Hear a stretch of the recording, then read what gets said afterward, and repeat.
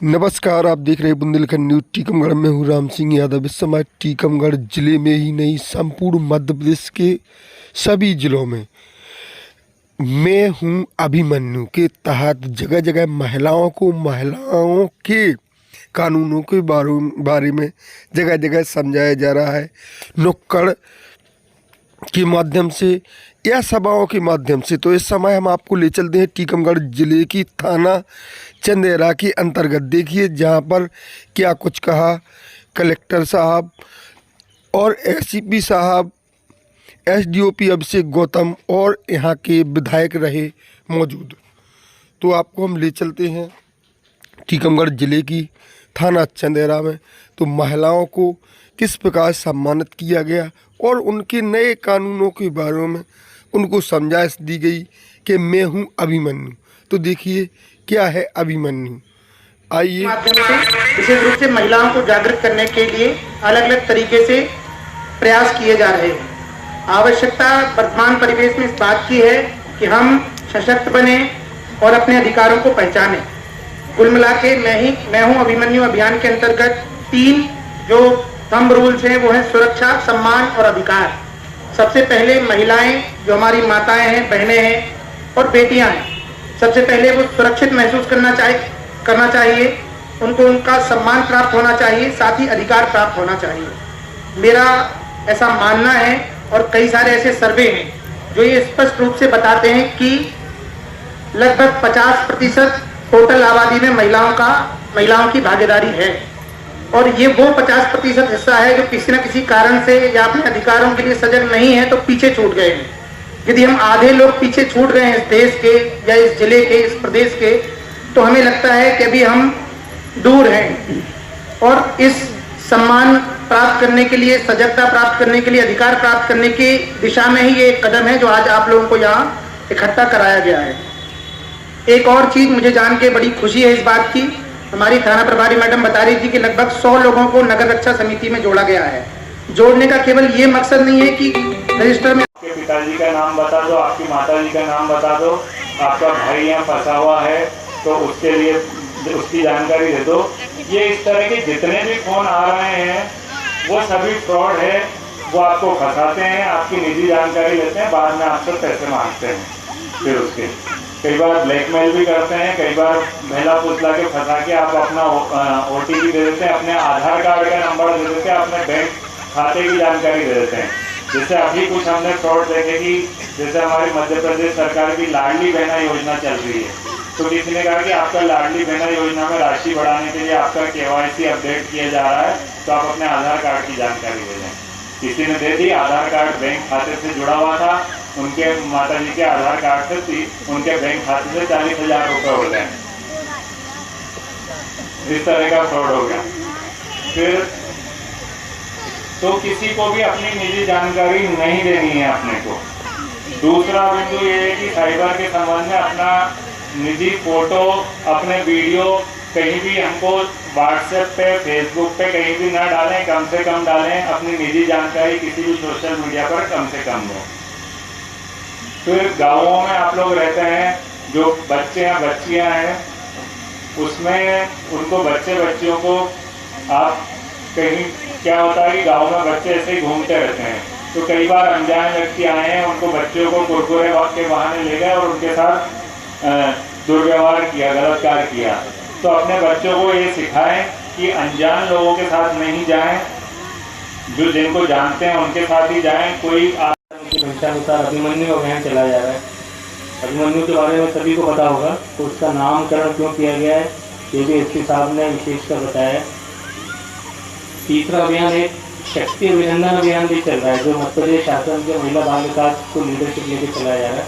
इन्हीं 3 दिवस में सिर्फ धर्म से, अपने मन से नहीं, अपने कर्म से भी नारी का सम्मान कैसे किया जाए, उसके बारे में मध्य प्रदेश शासन, पुलिस विभाग, महिला बाल विकास एवं हम सब धर्मावलंबी लोग इसके प्रति जागरूक फैलाने के लिए इन दिवसों में कार्यक्रम कर रहे हैं। पुलिस अधीक्षक महोदय ने बहुत सारे छोटे छोटे बिंदु बताए कि भारत शासन और मध्य प्रदेश शासन द्वारा बच्चियों के पैदा होने के पहले से भ्रूण हत्या उनके जन्म लेने के पहले से लेके उनके बाद तक के लिए महिलाओं के लिए इतने सारे नियम अधिनियम कानून बने हुए हैं जिसको सिर्फ आपको समझ लेने भर से, एक बार पढ़ लेने भर से ही आपको पता चल जाएगा कि शासन ने तो आपके लिए पूरा की पूरा एक इमारत खड़ी कर रखी है, उसके अंदर से आप लाभ लेने के लिए इच्छुक क्यों नहीं हो पा रहे हैं, हमारी इच्छा शक्ति क्यों नहीं हो पा रही है, हम उसके बारे में क्यों नहीं जान पा रहे हैं। तो जैसे कई लोगों ने बोला कि क्या आप मोबाइल चलाते हैं, उल्टा हो गया है कि मोबाइल आपको चला रहा है। मोबाइल का आप एक बार कोई भी यूट्यूब इंस्टाग्राम खोलिए, उसके बाद वो आपके हाथ से छीन लेता है, वो जो दिखाना चाहता है वो आप देखते चलते हो और हम हमारे ध्येय से भटक जाते हैं।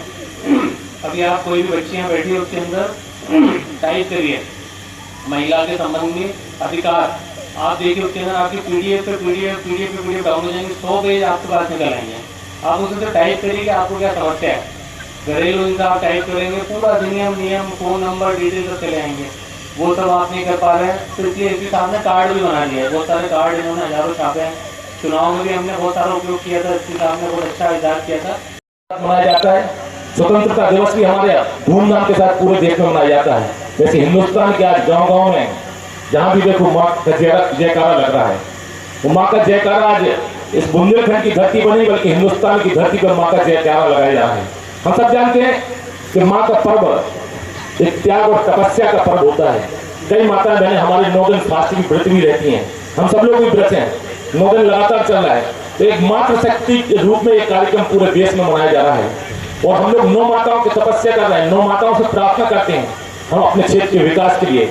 हमारी 9 माताओं में अगर बात करें हम आपसे, तो पहली माता कौन सी होती है? हमारी शैलपुत्री, ब्रह्मचारी, चंद्रघंटा, कुसमांडी, स्कंद माता, कात्यायनी, कालरात्रि, महागौरी और सिद्धार्थी माता, हमारी सिद्धार्थी माता बैठी हैं। आप सब लोग जो माँ के पास हम लोग प्रार्थना करते हैं वो हमें सफलता मिलती है। जो माँ के पास हम प्रार्थना करते हैं, जो मन की हमारी अभिलाषा होती है, वो हमारी माँ अपने आशीर्वाद के रूप में हम सबको देती हैं। तो हम तो माँ से एक ही आशीर्वाद लेते हैं कि हमारे क्षेत्र का विकास हो, हमारे बुंदेलखंड की धरती का विकास हो, पूरे प्रदेश का विकास हो और हमारे देश का विकास हो। लेकिन आज माँ के रूप में कई उदाहरण आप सब लोगों के बीच में है।